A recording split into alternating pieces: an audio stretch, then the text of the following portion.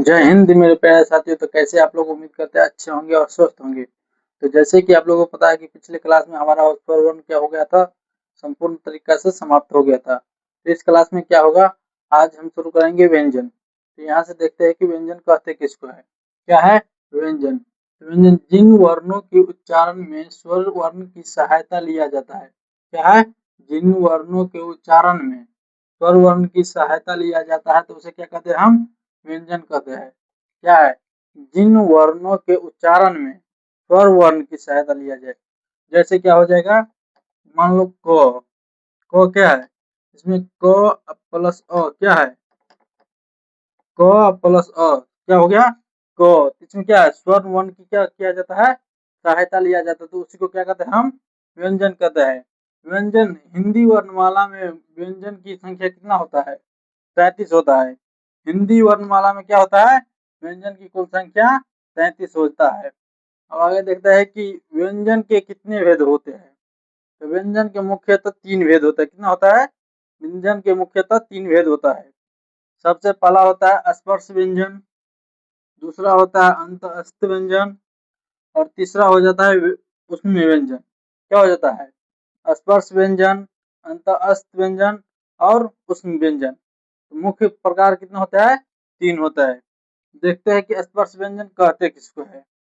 स्पर्श व्यंजन हिंदी वर्णमाला के 25 शुरुआती अक्षर अर्थात क से म तक को स्पर्श व्यंजन कहते हैं। क्या है? हिंदी वर्णमाला के 25 शुरुआती अक्षर। क्या है? 25 शुरुआती अक्षर अर्थात क से लेकर के म तक के अक्षर को क्या कहते हैं हम? स्पर्श व्यंजन कहते हैं।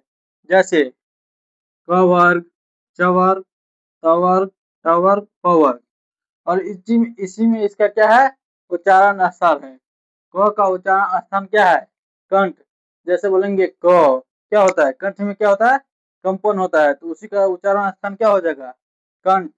जैसे बोलेंगे च, छ, क्या होगा? जीभ का अगला भाग क्या होता है? तालू से टच होता है, तो उसे क्या कहेंगे? तो इसका उच्चारण स्थान हो जाएगा तो। छ का उच्चारण स्थान क्या हो जाएगा? तालु हो जाएगा। तीसरा है त वर्ग। तो क्या होगा? जीभ का अगला भाग क्या होता है? दांत से टच होता है, तो इसका उच्चारण स्थान क्या हो जाएगा? दांत। ट वर्ग। तो ठ बोलते हैं, क्या होता है?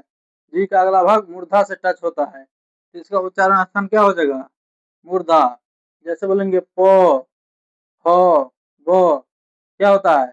दोनों ओठ क्या होता है? टच होता है, तो इसका उच्चारण स्थान क्या हो जाएगा? ओष्ठ। तो यही है क्या है? स्पर्श व्यंजन।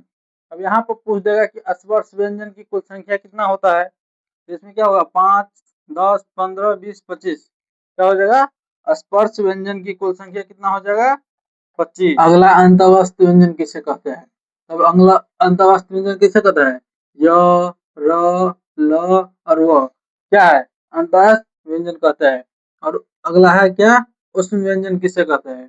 तालम स, मूर्धन स, दंत स और ह को क्या कहते हैं हम? ऊष्म व्यंजन कहते हैं। अब अगला देखो, अनुनासिक। क्या है?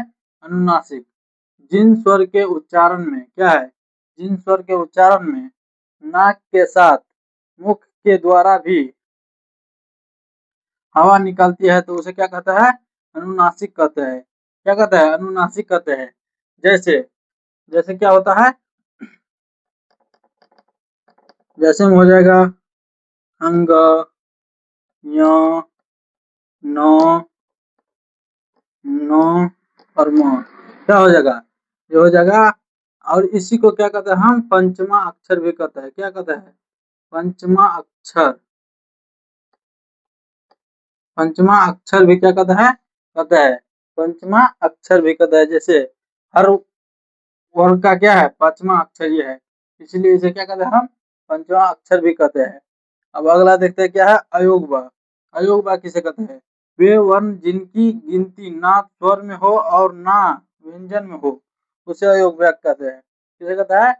वे वर्ण जिसकी ना तो गिनती स्वर में हो और ना ही व्यंजन में हो तो उसे ही क्या कहता है? अयोगवा कहते हैं। जैसे में अंग और अ क्या है? अंग और अ ना इसकी गिनती स्वर में है और ना इसकी गिनती क्या है, व्यंजन में है। और ये अंग क्या है, विसर्ग। क्या है, विसर्ग। और ये किस में आता है, अनुस्वर। किसमें आता है, अनुस्वर। समझ गए यहाँ तक।